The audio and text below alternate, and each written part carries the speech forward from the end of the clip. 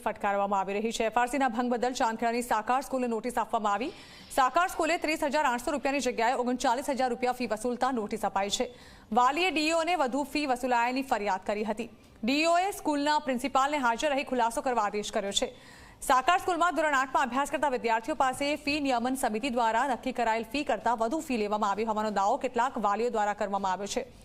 10 જેટલા વાલીઓ અમદાવાદ જાહેર જિલ્લા શિક્ષણાધિકારી કચેરીએ લેખિતમાં રજૂઆત કરવા પહોંચ્યા હતા।